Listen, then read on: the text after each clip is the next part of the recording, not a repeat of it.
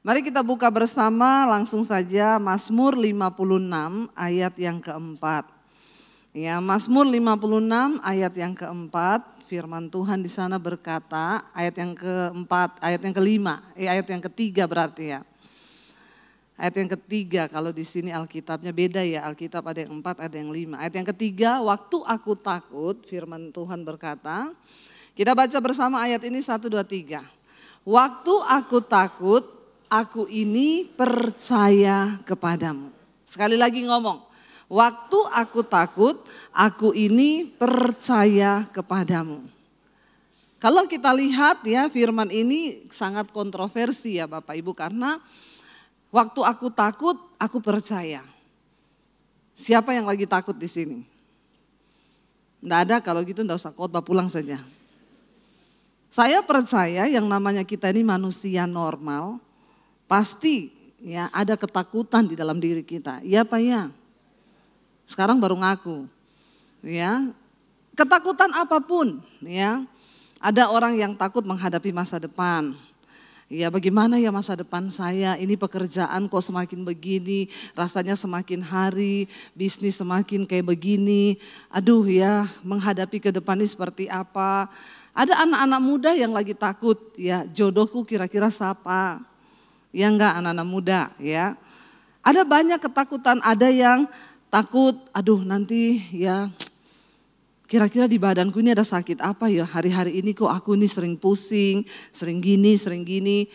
Ya itu namanya normal, kita masih manusia. Ya, tapi kita mau belajar hari ini dari seorang tokoh di Alkitab, Daud menulis Mazmur 56 ini.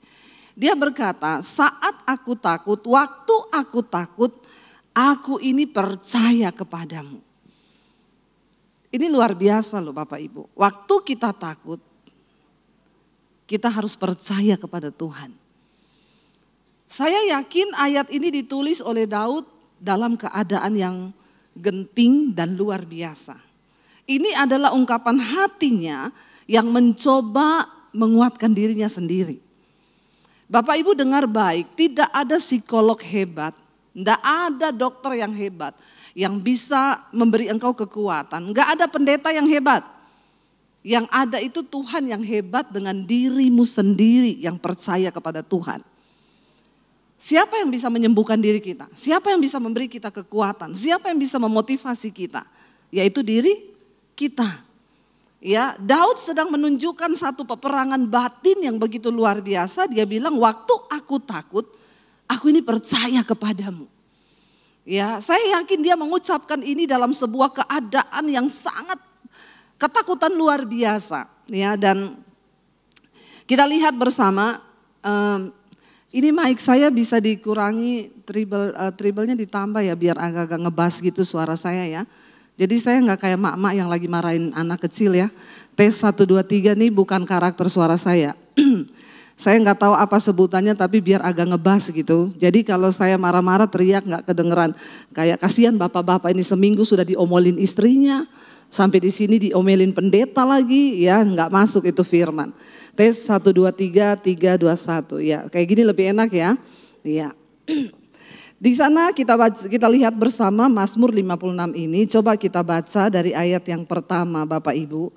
Kalau kita lihat judul perikopnya yang bawa Alkitab ya bisa dibaca di sana judulnya kepercayaan kepada Allah dalam kesusahan.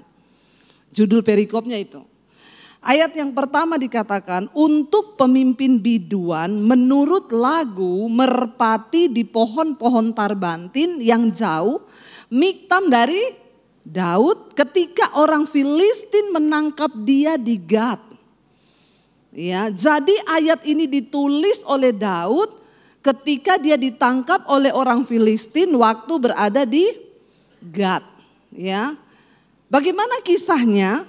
Ya, saya yakin di sini nggak banyak yang baca Alkitab. Jadi memang itu tugasnya pendeta untuk kasih tahu ke jemaat yang jarang baca. Ketahuan sekarang. Bapak Ibu, Gat ini adalah salah satu dari 5 kota di Filistin. Kita semua tahu orang Filistin itu musuh bebuyutan dari orang Israel. Ya, Perang terus ini orang Filistin dengan orang Israel ini perang. Lalu kisah awal itu bermula ketika Daud disuruh oleh papahnya ngantar bekal perang kepada kakak-kakaknya yang lagi di medan pertempuran melawan orang Filistin. Ketika Daud membawa roti dan keju untuk kakak-kakaknya yang berperang, karena Daud gak masuk hitungan sebagai prajurit. Pada waktu kakak-kakaknya disuruh menjadi prajurit, mereka berlatih berperang, Daud itu hanya menggembalakan kambing domba yang Alkitab bilang hanya beberapa ekor. Cuma ekor toh, bukan ribuan, bukan ratusan. Daud sangat tidak diperhitungkan di dalam keluarganya.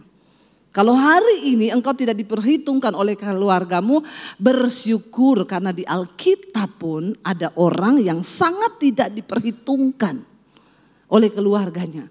Bahkan ketika Samuel, Tuhan berfirman kepada Samuel, kamu pergi ketemu dengan Isai. Bilang sama Isai, ada salah satu dari anaknya yang akan diurapi Tuhan untuk menjadi raja. Dan Samuel berkata, besok kamu datang ke acara pengorbanan dan aku akan mengurapi anakmu yang sudah dipilih Tuhan menjadi raja. Pada waktu itu Isai hanya menampilkan kakak-kakak Daud, Daud tidak. Ya, bayangkan loh, ini yang ngomong seorang nabi. Pada zaman itu di Israel, nabi itu orang yang sangat disegani, orang yang dipakai Tuhan. Harusnya kan Samuel juga belum tahu anak yang mau diurapi itu yang mana kan. Harusnya dia berkata Isai, harusnya Isai itu nggak tahu kan. Harusnya dia bilang, anak-anakku semua yang laki-laki, besok Nabi Samuel akan mengurapi salah satu dari kamu. Jadi semua besok mandi. Tapi yang dipersiapkan hanya Eliab yang ganteng dan semua kakak Daud yang prajurit. Tapi Daud enggak, jadi Daud tetap menggembalakan kambing domba. Bapak Ibu bisa bayangkan enggak perasaan Daud ketika hari itu kakaknya mandi pakai baju bagus, disuruh pakai jubah untuk mau diurapi. Lalu kan pasti Daud tanya, kalian nih besok mau kemana? Kok udah siapin baju semua? Lu enggak usah ikut-ikut. Kita bisa bayangkan perasaan Daud. Ya, makanya jangan terlalu alay lebay kalau enggak diperhatikan oleh keluarga. Udah biasa di Alkitab pun Yusuf dibenci sama keluarga dibuang. Biasanya orang-orang yang dibenci sama keluarga enggak diperhitungkan. Ketika engkau berlutut di kaki Tuhan, engkau hidup benar, hidupmu akan diangkat Tuhan. Aminnya kurang yakin. Berarti ini orang-orang enggak dibenci sama keluarganya, puji Tuhan, haleluya 12 kali. Ya, akhirnya ketika Samuel akan mengurapi, dia lihat Eliab ganteng, tinggi, besar, badannya prajurit. Lalu Samuel berkata, wah di depanku berdiri orang yang akan diurapi Tuhan jadi Raja Israel. Tapi Tuhan berkata bukan. Manusia melihat apa yang kelihatan, tapi aku Tuhan melihat hati. Aku sudah menolak dia. Lewat semua kakak Daud, gak ada satupun. Lalu Samuel tanya sama Isai, ini sudah semua anakmu laki-laki? Isai bilang enggak. Ada satu lagi, di mana dia? Menggembalakan kambing domba. Daud gak diperhitungkan. Lalu Samuel bilang, panggil dia sekarang karena kita tidak akan duduk makan sebelum dia datang. Lalu Daud disuruh panggil. Ya, saya tidak dicerita di Alkitab dia sempat pulang mandi atau tidak. Pokoknya cepet-cepetlah buru-buru Daud datang. Ketika Daud muncul, Tuhan bilang, inilah orang yang aku berkenan. Manusia melihat apa yang di depan mata, tapi Tuhan melihat hati. Pastikan hari ini hatimu tuh beres di hadapan Tuhan. Karena Tuhan angkat kita itu tergantung dari hatimu. Orang bisa melihat yang kelihatan. Orang melihat kepintaran, lulusan. Orang melihat ya titel, orang melihat tampang, tapi Tuhan mencari hati. Amin. Dan akhirnya ketika Daud muncul, Tuhan berkata ini dia orangnya. Lalu ambillah tabung tandukmu, urapi dia dengan minyak. Lalu Samuel menyiram Daud dengan minyak. Tapi setelah itu Daud belum menjadi raja. Besoknya ceritanya, orang Filistin sedang berhadapan dengan orang Israel di satu lembah. Lalu Goliat muncul, raksasa besar, tingginya 6 hasta 1 jengkal. Bayangkan loh, Ya orang Israel ya mungkin hanya 2 hasta apa 2,5, tapi ini 6 hasta 1 jengkal. Mereka tidak ada yang mau maju karena dua-dua ini menghindari perang dan menghindari juga banyaknya yang terbunuh. Mereka berada di lembah. Pada saat itu Daud disuruh papahnya, kamu antar ini roti sama keju buat kakak-kakakmu yang lagi berperang. Daud datang, waktu Daud lagi antar keju dia dengar Goliat berkata, siapa di antara kamu orang-orang Israel, mana pahlawanmu? Ya, kita maju berperang 1 lawan 1. Siapa yang menang maka dia akan menjadi tuan dan orang kamu harus menjadi budak. Melihat tantangannya Goliat, semua bangsa Israel ketakutan, nggak ada yang berani. Ya, lalu akhirnya Daud sampai di lembah itu. Mau antar roti sama keju. Perhatikan Bapak Ibu, ketika engkau punya hati yang tulus di hadapan Tuhan. Daud tidak menyangka kalau hari itu adalah hari Tuhan mempromosikan dia. Amin. Daud hanya melakukan tugasnya, yaitu apa? Bawa keju dan roti buat kakak-kakaknya. Daud tidak berpikir hari ini Tuhan akan mengangkat aku, Tuhan akan mempromosikan aku. Enggak usah dipikir. Kita kejar saja perkenanan Tuhan. Masalah promosi itu bagiannya Tuhan yang mikir. Amin. Daud bahkan enggak berpikir loh. Enggak ada sama sekali di benaknya, wah hari ini aku akan dimuliakan, aku akan ditinggikan oleh Tuhan. No, Daud tidak berpikir sama sekali. Daud hanya melakukan tugas seperti biasa. Dia nurut sama papahnya, dia antar itu ya roti sama keju untuk kakak-kakaknya yang ada di medan pertempuran. Ketika Daud sampai di sana, dia mendengar Goliat itu memaki-maki barisan dari bangsa Israel, Allah yang hidup dipermalukan. Lalu Daud bilang, ini orang yang tidak bersunat, ini siapa dia? Sehingga dia berani menjelekkan atau menjatuhkan wibawa Allah Israel yang hidup. Daud sama sekali enggak dilihat dan ngomong, lihat ya orang itu kalau bersama Tuhan dia enggak lihat masalahnya besar atau tidak. Daud enggak ngomong gini, waduh gila ya, gede banget nih orang. Enggak ada sama sekali. Ketika Daud mendengar Goliat menantang pasukan Israel, yang di benak Daud cuma gini, siapa orang yang tidak bersunat ini? Yang berani-berani mempermalukan barisan bangsa Israel, barisan dari Allah yang hidup. Dia nggak lihat besar, orang tuh kalau dekat dengan Tuhan, ya semua masalah di hidup ini, engkau tidak akan melihat besar karena engkau tahu Tuhanmu lebih besar daripada masalahmu. Katakan, amin. Lalu dia bertanya kepada orang-orang di situ, apa yang akan diberi raja kalau ada orang yang bisa mengalahkan orang ini?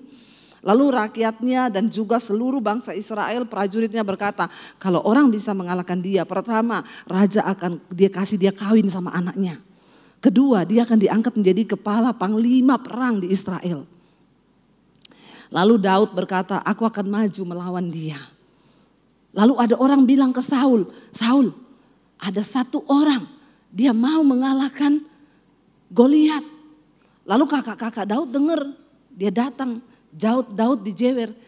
Aku tahu kenakalanmu ya, kamu itu datang ke sini mau nonton perang kan? Kamu memang nakal ya, kamu pulang gembalakan kambing dombamu 1-2 ekor itu. Tapi Daud gak peduli. Bahkan Saul datang dan berkata, yakin kamu gak mungkin bisa menang melawan dia. Itu Goliat dari mudanya, dia sudah berlatih perang. Kamu ini pengalamannya apa? Nggak mungkin kamu bisa mengalahkan dia. Dari tekstur body, Daud tuh bukan prajurit. Nggak pernah berperang.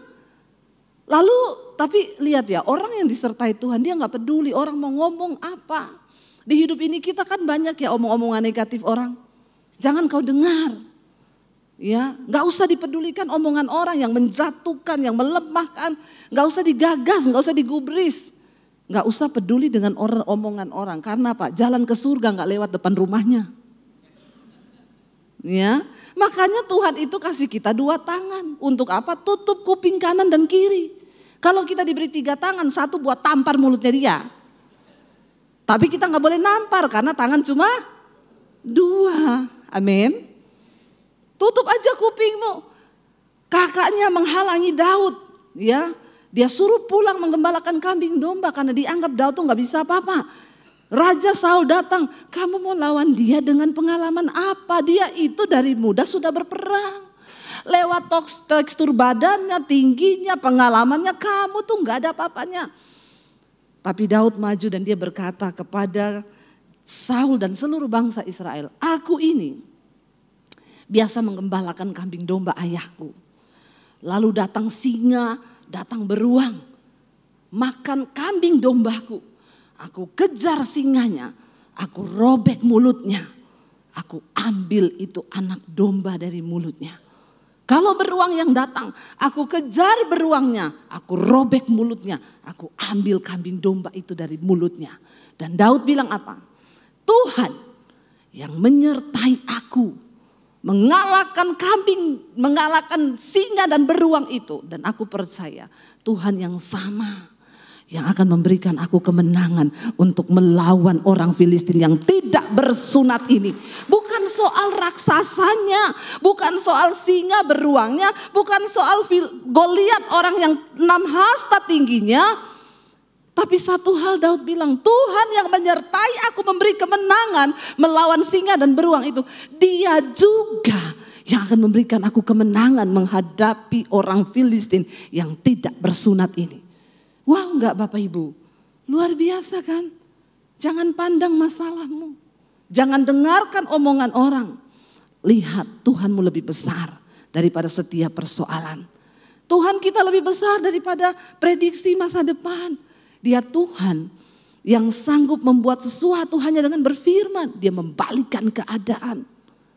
Cuma masalahnya kita ini percaya enggak? Daud tidak berkata gini, wah aku latihan perang, tiap hari aku bawa tombak, lembing ini, setiap hari. Enggak. Daud, apa yang dia katakan? Pengalaman pribadi dia dengan Tuhan. Kenapa saya selalu berkata kita harus punya pengalaman pribadi dengan Tuhan? Karena itulah yang menjadi dasar kita menghadapi setiap peperangan di hidup ini. Waktu kita punya pengalaman pribadi dengan Tuhan. Setiap kali saya menghadapi masa depan yang mungkin kelihatannya suram ketika pandemi. Bahkan kami gak tahu mau hidup bagaimana. Saya selalu berkata, Tuhan aku dulu pernah mengalami lebih sulit dari hari ini. Saya cuma tinggal di kos-kosan, gak punya sapa-sapa. Saya cuci baju orang di kos-kosan untuk bisa dapat makan. Saya pernah melewati itu Tuhan. Dulu saya gak punya orang tua, saya gak punya siapa-siapa yang saya bisa sandarkan harapan saya kepada manusia. Saya pernah hidup tanpa uang 1 sen pun. Saya pernah melewati itu Tuhan. Dan keadaanku hari ini tidak seburuk dulu. Dulu pun Engkau menyertai aku. Dan aku percaya ini terlalu mudah. Tuhan yang sama yang akan menyertai aku melewati setiap tantangan di dalam hidup. Tidak ada perkara yang mustahil bagi Tuhan asal engkau percaya. Orang Kristen jangan kau lari dari setiap masalah. Izinkan Tuhan turut bekerja. Karena setiap proses masalah yang kau hadapi di hidupmu, Tuhan punya rencana. Supaya engkau punya pengalaman pribadi dengan Tuhan. Jadi bukan hanya dari kata orang seperti Ayub bilang, dulu aku mendengar kedahsyatan Tuhan itu hanya dari kata orang. Tapi sekarang mataku sendiri yang sudah melihat dia. Melihat pemulihan yang Tuhan kerjakan di dalam hidupku. Kalau hari ini engkau sedang menghadapi masalah, bilang terima kasih Tuhan. Aku gak pandang masalahku yang besar, tapi aku pandang Tuhanku yang besar.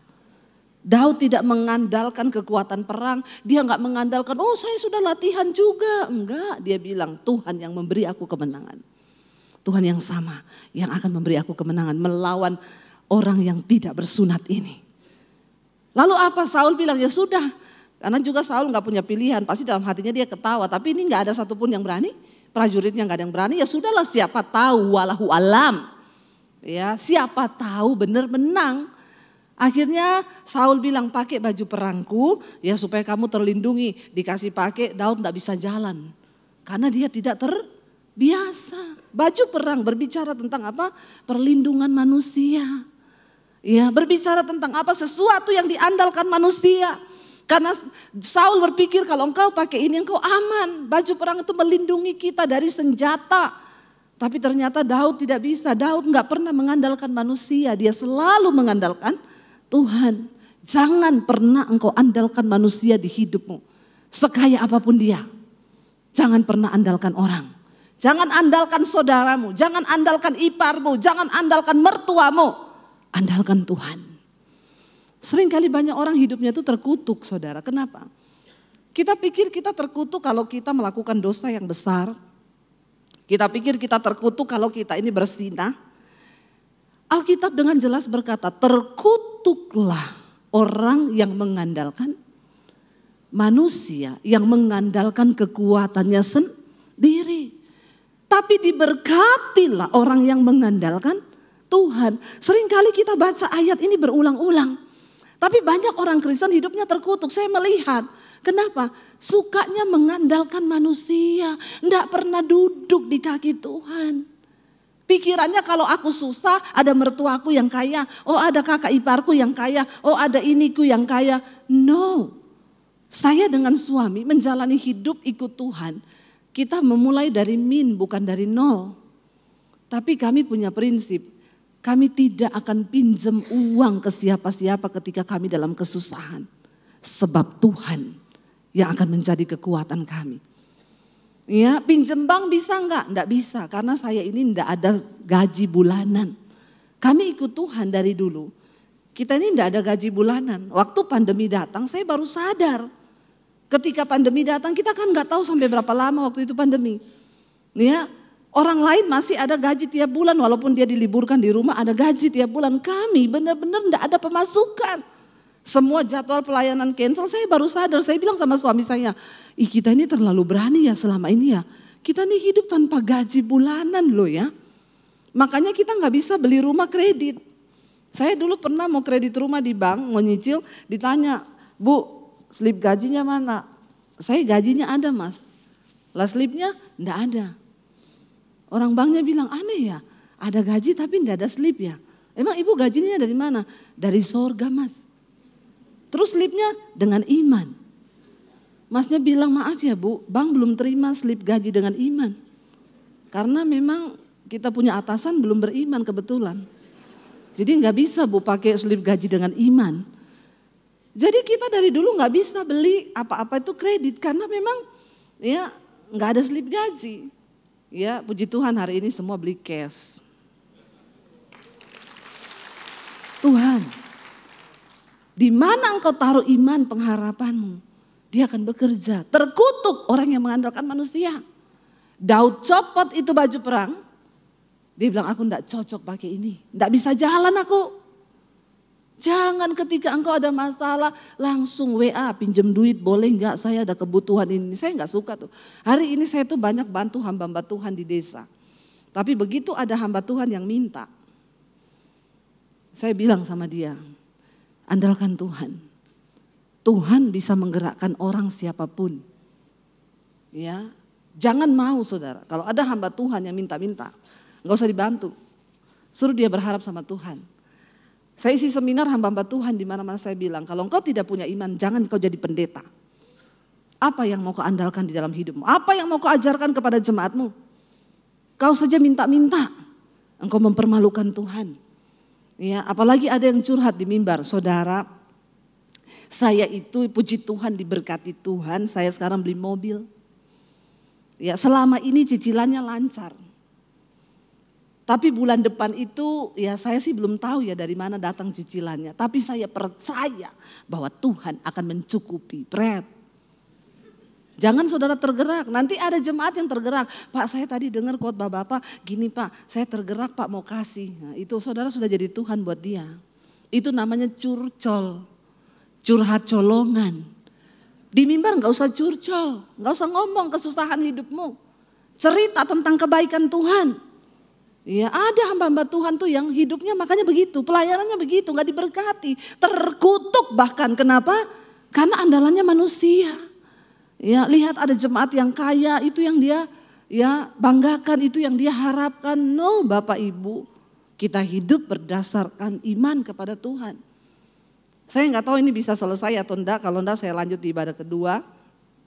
Nanti saudara ikut lagi atau nanti nonton aja, karena ini cukup panjang, nggak bisa dipotong nih pembahasannya. Dan akhirnya Daud tanggalkan itu baju perangnya Saul, ditanggalkan. Ya dibuang, saya nggak bisa pakai ini, nggak bisa berjalan. Daud tidak pernah bisa mengandalkan manusia karena dia selalu mengandalkan Tuhan. Lalu ditanya sama Saul, terus lu mau maju pakai apa? Pakai tangan kosong, nggak bawa tombak, lembing. Sementara Goliat sudah maju di tengah lembah itu, ya dia membawa tombak, lembing. Lalu Goliat menertawakan Daud dan berkata, kamu pikir aku ini anjing? Kata Goliat kepada Daud, anjingkah aku sehingga engkau mendatangi aku cuma dengan batu dan ketapel? Engkau harus mengalahkan aku bawa tombak, lembing, dan tongkat, tapi yang kau bawa apa senjatamu? Ya, lalu Daud balas Goliat begini, engkau boleh mendatangiku dengan tombak, lembing dan tongkatmu, tapi aku mendatangi engkau dengan nama Tuhan Allah yang hidup. Siapa yang bisa kalahkan Tuhan Allah yang hidup? Jangan takut Bapak Ibu, seburuk apapun keadaan di depanmu, saingan bisnismu mungkin terlihat lebih kuat, tapi berkat Tuhan itu tidak pernah tertukar. Amin. Ya, berkat Tuhan sudah ditakar. Dan Tuhan yang menjamin. Ketika di masa pandemi kami juga nggak tahu mau bagaimana. Saya bilang sama suami, yang terburuk mungkin kita jual rumah di Jakarta, kita pulang ke Solo. Karena nggak tahu mau bagaimana hidup. Ya, tapi kita berserah aja sama Tuhan. Karena saya percaya Tuhan dapat membalikkan keadaan cuma dengan dia berfirman. Dia bilang jadi, maka jadi. Memang di luar nalar kita. Lalu ya saya pun melihat bagaimana saya tidak mengerti kalau masa pandemi itu masa promosi buat saya seperti Daud. Siapa yang menyangka? Siapa yang tahu? Siapa yang menduga? Tapi itulah apa yang tidak pernah kau lihat dengan mata, tidak pernah timbul dalam hati, itu yang disediakan Tuhan bagi orang-orang yang sungguh percaya kepada Dia. Singkat cerita Daud maju, dia ambil satu batu, cuma satu loh. Satu, dia taruh di ininya, dia ayunkan, dilemparkan. Alkitab berkata tepat mengenai dahinya Goliat. Batu itu masuk tertancap di kepalanya. Goliat jatuh dengan mukanya tertelungkup ke tanah. Orang yang tingginya 6 hasta. Cuma mati dengan sebuah batu kecil. Itulah Tuhan. Apa yang gak pernah kau pikir. Apa yang tidak pernah kau lihat. Itu yang sudah Tuhan sediakan bagi orang-orang yang percaya kepada Dia. Tiba-tiba seluruh orang Israel, rakyat, prajurit, tentara bersorak kemenangan. Karena saat itu juga kemenangan menjadi milik dari orang Israel. Sebaliknya orang Filistin ketakutan. Ya, bahkan Saul pun bersorak-sorak sukacita karena kemenangan besar mereka raih. Tapi saudara, akhirnya hari itu juga Saul membawa Daud pulang ke istananya. Lalu dia mulai ya dekat dengan Daud dan promosi mulai diberikan. Daud diangkat menjadi panglima perang. Ya, tiap kali ada peperangan ya dia pergi. Nggak usah lihat anak kecil nangis, kepo semua. Lihat saya saja, namanya juga anak kecil biasa kalau nangis. Dulu saudara kecil lebih lagi dari itu. Ya, ada anak kecil nangis. Orang Indonesia kepo ya. Maaf ya, jangan gagal fokus. Amin. Ketika akhirnya Daud diangkat jadi panglima perang, kemenangan demi kemenangan diraih oleh Daud. Lalu orang mulai bernyanyi, Saul mengalahkan beribu-ribu tetapi Daud mengalahkan berlaksa-laksa. Tiba-tiba Saul menjadi iri hati kepada Daud.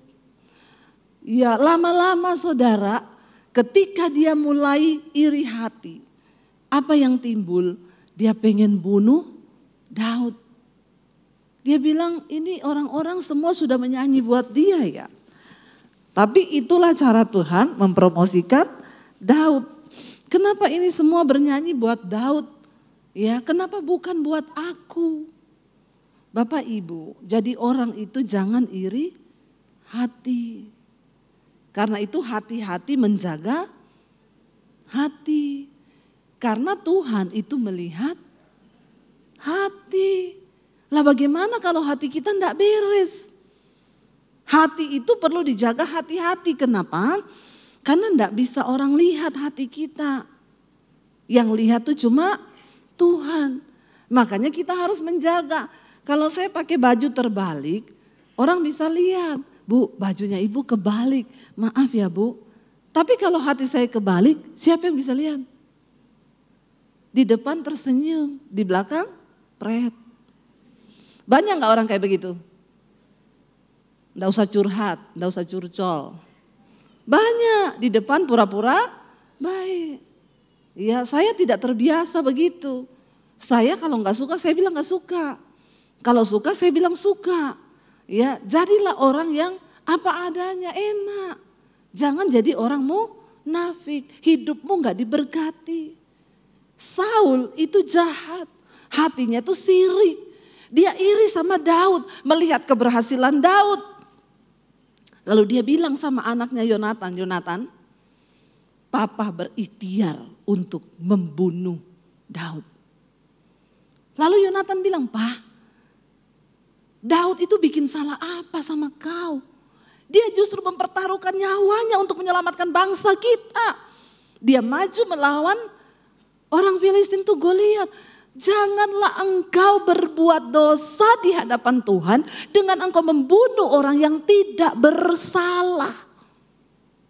Tapi namanya orang iri hati, itu susah saudara. Ya tanda-tandanya kita ini iri hati ya. Susah lihat orang senang, senang lihat orang susah.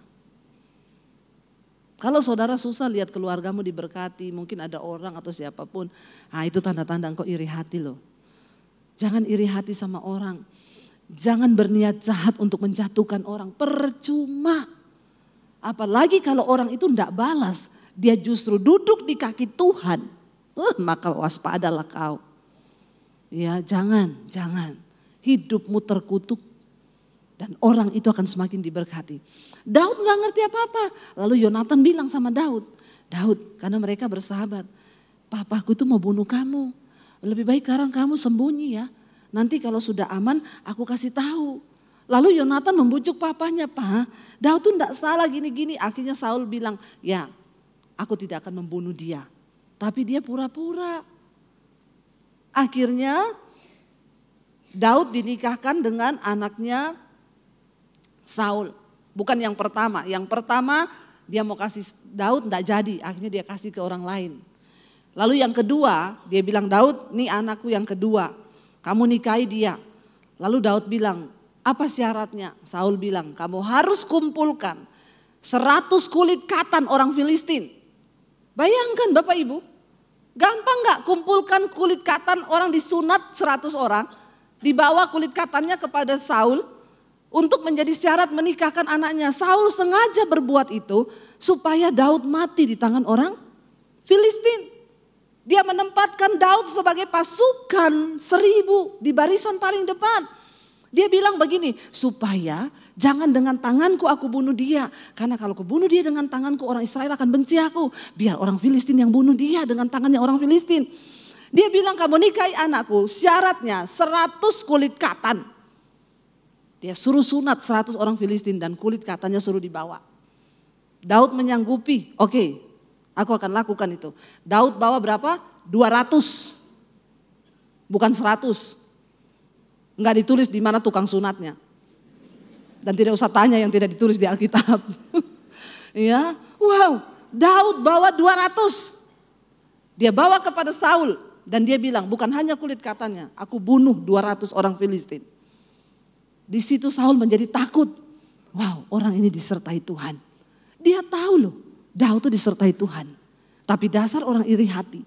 Hatinya itu buta. Akhirnya Daud dikasih anaknya. Ketika Daud lagi tidur dengan istrinya. Saul suruh orang pergi, bunuh Daud diam-diam. Sampai dini hari dia harus sudah mati. Akhirnya istrinya bilang sama Daud, papaku akan bunuh engkau dini hari. Hari ini kau lari. Lari kau supaya kau tidak mati. Karena sampai dini hari kau tidak akan dibiarkan hidup. Daud pergi lari saudara. Dia bingung mau lari kemana. Pelarian pertama dia lari ke kota Nob. Itu adalah kota para imam. Karena Daud berpikir dia bisa sembunyi di kota para imam. Pasti Saul takut. Kalau dia sembunyi di para imam ini kan orang disertai Tuhan. Orang yang diurapi Tuhan. Maka Saul tidak berani akan datang ke situ. Daud datang bersembunyi di sana. Kedengaran Saul bahwa Daud sembunyi di kota imam.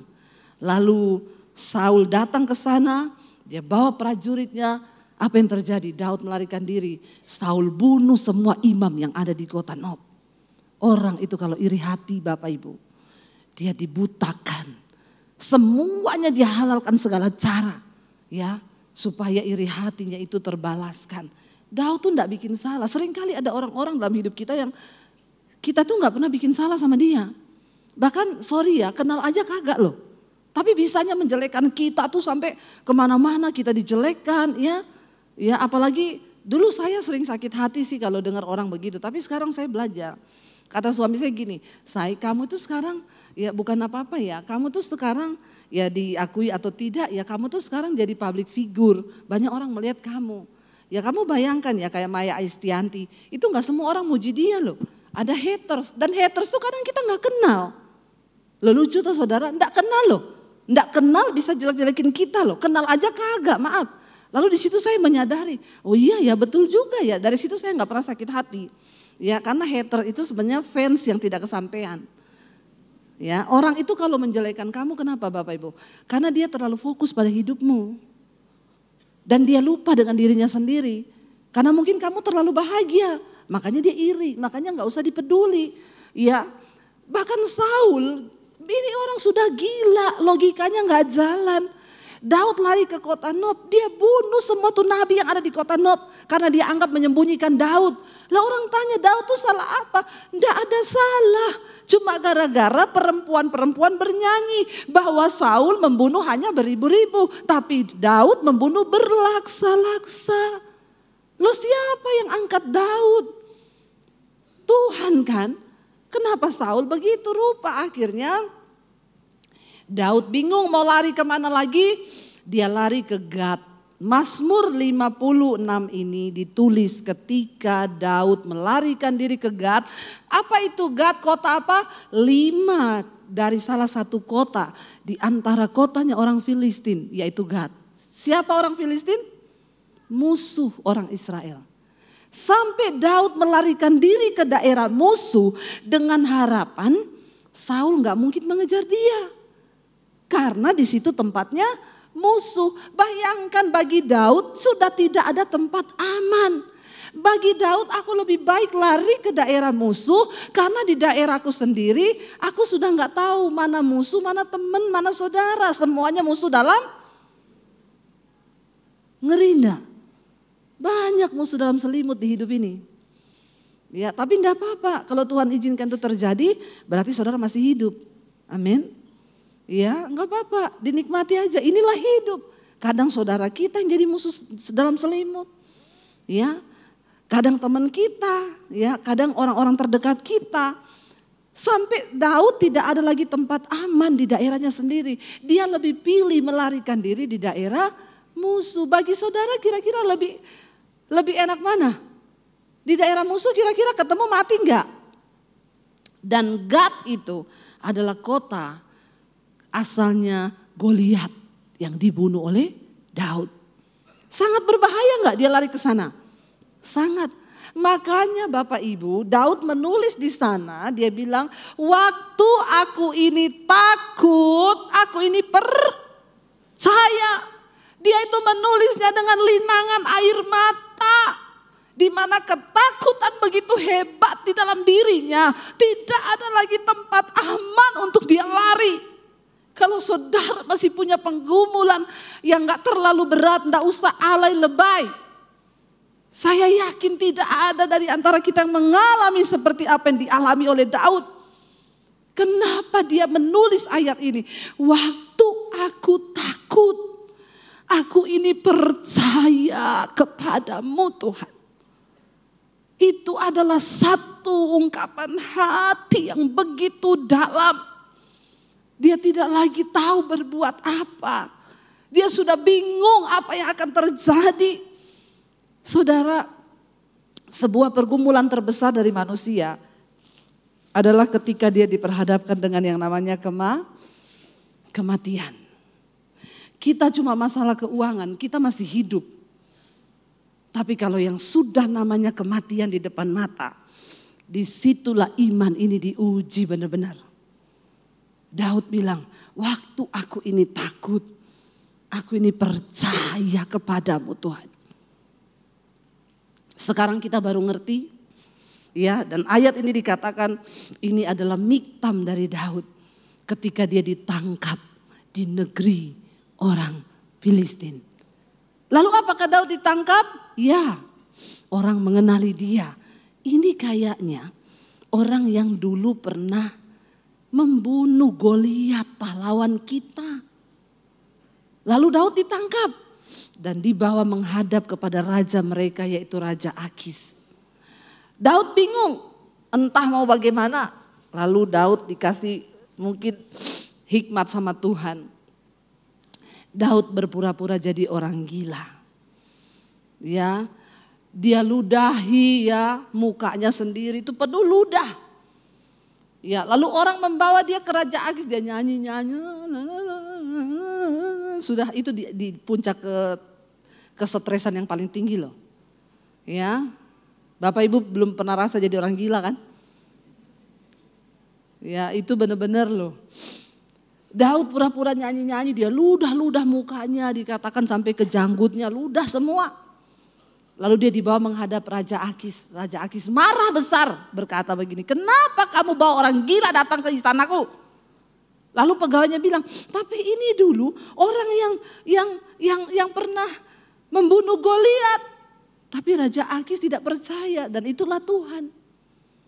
Ya, ini bisa ditiru ini kayaknya ya. Kalau Bapak Ibu ada debt collector datang ke rumah, pura-pura aja jadi gila. Debt collectornya datang, nyanyi-nyanyi aja. Ya, jangan ditiru, ini adegan berbahaya. Dan hanya dilakukan oleh para ahli saja. Ya, kalau saudara tidak ahli jangan. Ya, lalu Daud dilepas Bapak Ibu. Tetapi di dalam ketakutan yang memuncak karena ini daerah musuh, daerahnya Goliat yang pernah dia bunuh. Ini sama dengan antar nyawa. Tapi Tuhan itu dahsyat. Tuhan itu luar biasa. Saya mau saksikan kemarin pengalaman kita ke Israel, tapi waktunya sudah tidak cukup ya Pak. Sudah tidak cukup, nanti di ibadah kedua saja. Nah, itu saudara luar biasa, saya undang para imam musik maju. Itu luar biasa. Ya, grup saya kemarin berangkat 116 orang dengan sudah siap mati karena naik pesawat rusak. Tapi nanti saya saksikan di ibadah yang kedua. Itu dahsyat, saya akui, ya saya acungkan jempol ini semua peserta antara mau naik sama tidak. Ya, semua waktu itu sudah putuskan pulang, kami tidak mau berangkat Bu. Kalau naik pesawat yang sama, karena mereka harus menunggu 33 jam pesawat itu diperbaiki. Dan harus berangkat dengan pesawat yang sama. Tapi semua menjadi tidak yakin.